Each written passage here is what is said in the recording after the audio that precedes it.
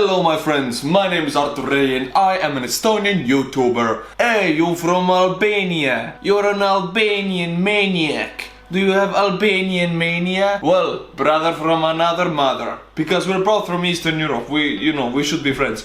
This is Geography Now Albania.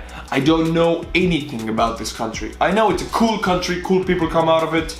I know they have temperament, like me, so I should watch it. And today, me and you guys, we will learn about Albania. Maybe we will visit also. And everybody want to get this Albanian mania. It's cool, there's always like that one little emo kid that just kind of keeps to themselves and sits in the corner. But then about 10 years later at the reunion, you find out they actually have a lot of friends and they're pretty cool. That's kind of like what Albania is. Really? It's time to learn geography now! Now you know the drill. Before anything, let's dissect that flag.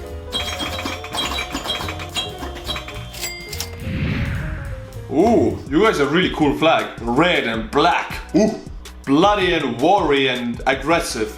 And this is a two-headed Chernobyl dragon, obviously. As you can see, the Albanian flag is actually pretty simple. It's just a red banner with a double-headed eagle emblem on top of it. The red representing bravery and courage, and the double-headed eagle is an emblem that the Albanians have claimed that they have historically used to identify themselves as a people group, even though there may be some other countries that would argue. The whole Slav world identifies with an eagle. Even the Americans use an eagle. Eagle is a symbol of power throughout the world, so everyone uses an eagle.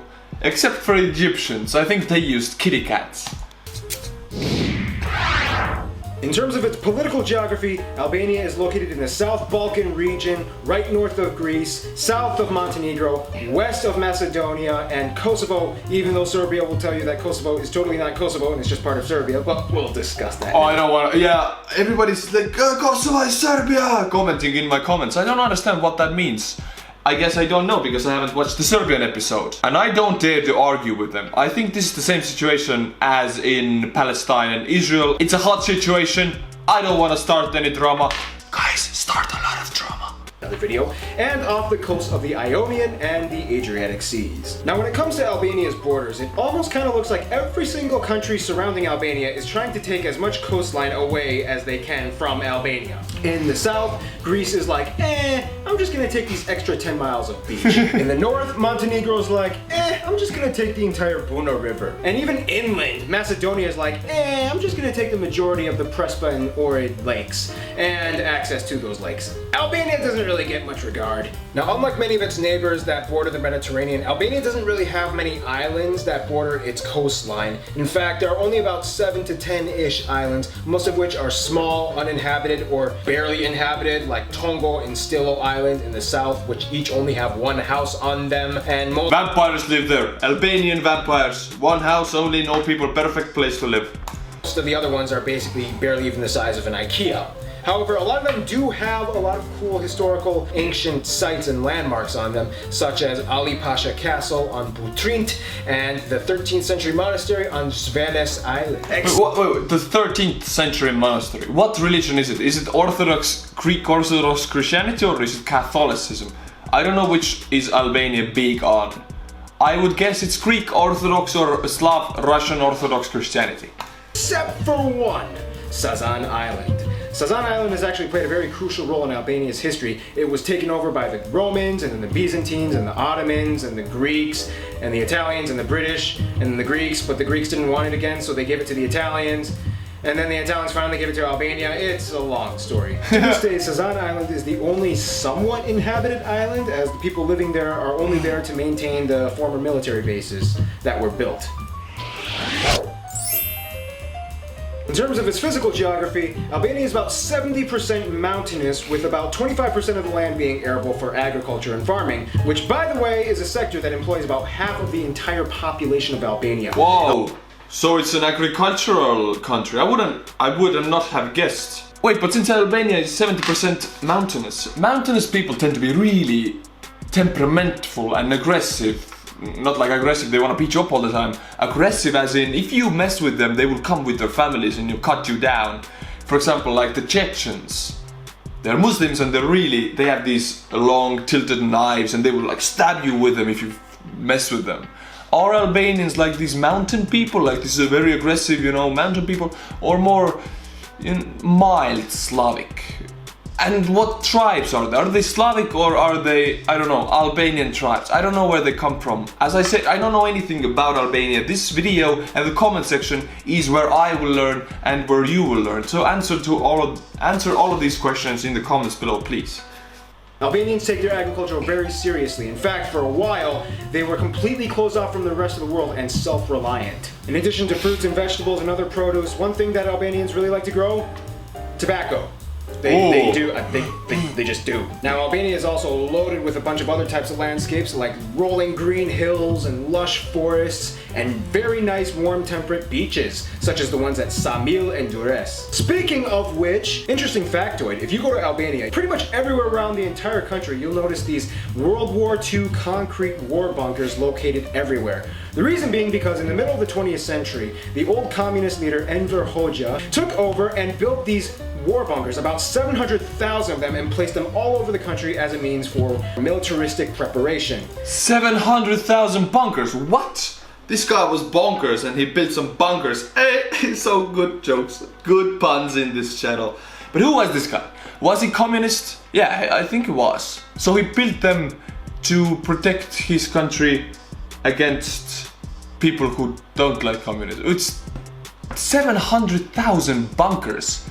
I don't think Albania even had that many soldiers in its army, so you couldn't even man those bunkers, could you? Now, of course, that costed the country a lot of money that they pretty much didn't have, and it was a poor investment because they never really needed them. However, to this day, it's almost like a little I Spy game. When you go to Albania, see how many bunkers you can find. Now, in terms of its demographics, about 85%, the vast majority of people in Albania identify as ethnically Albanian. Now, there are some minorities like Greeks and Macedonians and Montenegrins as well. Wait, those photos, this girl has light eyes, but the other one have dark eyes. And they're blonde. You know what? They look Estonian, I'm not kidding you. This looks weird, because these guys look Estonian. How? They're Southern Europe. Southern Eastern Europe. How do they look Estonian? Maybe this is a photo from Estonian first grade and you just put the wrong photo. The vast majority of people in Albania also speak the Albanian language, which is one of the most distinguishable facets of this country. The Albanian language to this day relates to no other Indo-European language branch in the world. Really? It stands alone as its own, and it's a very unique language. Albania also has a very interesting faith-based background. About 60% of the people identify as non-denominational or secular Muslim, and about 20% identify as Christian, mostly Catholic or... You have Muslims in Albania? What? Your language has no connections, no one knows where it comes from. You have Muslims and Orthodox and Catholics living in the same country. How can... I would imagine you have war in Albania right now if you have these demographics. But still, it's not war. How? How do you live peacefully with those settings? I don't know. Orthodox. Although historically, Albania at one point banned all religious freedom and was declared the very first atheist state in the entire world during the communist regime until 1992. Interesting side note, in Albania they shake their head to say yes and they nod their head to say no. The friend zone. This is where things get a little interesting because historically Albania has probably been one of the most socially awkward countries in the world. Shortly after Albania was relinquished from the Ottoman Empire, Albania kind of went through a few decades of not exactly quite knowing how to be Albania again. Yeah, Albania was communist. How do you know what to be? We were communist, we knew exactly who we are. So I think Albania, we got some connections there, you know. You were communist, we were communist. Now we have a strong sense of ideology and independence. I think you do also. So yeah, we can be friends. And that's when the Soviets came in. For a while, Albania was part of the Soviet bloc. However, during the Sino-Soviet split, which is something we will discuss all that drama in another video, Albania actually decided to side with China and not Russia, which strategically may have been a bad decision. The reason being because that made China Albania's only ally in the world. And it can get kind of hard when you're... I mean, you're fine today if China is your only ally today, because you can get everything for free, you know. They make everything in the world, you don't need anybody else. So it's a good choice.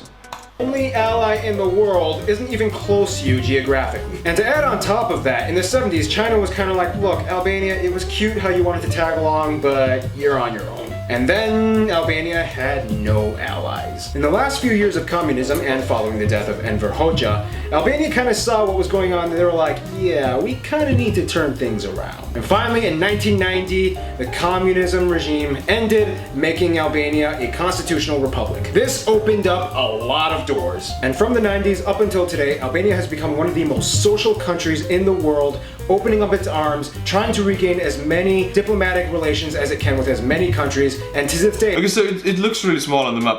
It didn't say in the beginning of the video how big is Albania. We have 45,000 square kilometers in Estonia. I want to know if we are bigger. Also, how many people do live there? It has about 40 embassies in 40 different countries. Albania is not a social butterfly. Albania is a social pterodactyl. They even named a street after George W. Bush after he visited there one time in 2007. Interesting side note, there's an early episode of The Simpsons in which Bart signs up for a foreign exchange student program and goes to France, whereas the Simpson family receives an exchange student named Adil from Albania.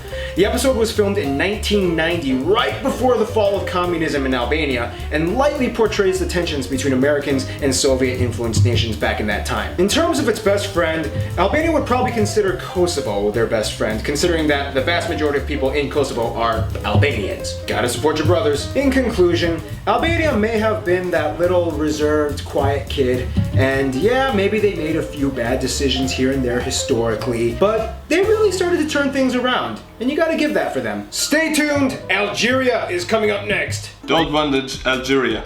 You can really tell that these are the older episodes because there's a lot of information that is lacking from them. I want to know about how big it is, you know, how, like, what does it make its income the most, how big are the cities and all of that stuff. Also, where do the tribes come from and where does the language come from. So far, we have no idea where Albanian language comes from. We know Estonians are Finno-Ugric, very proud about it, but Albania, who the f knows? So answer this in the comments below, I want to know it.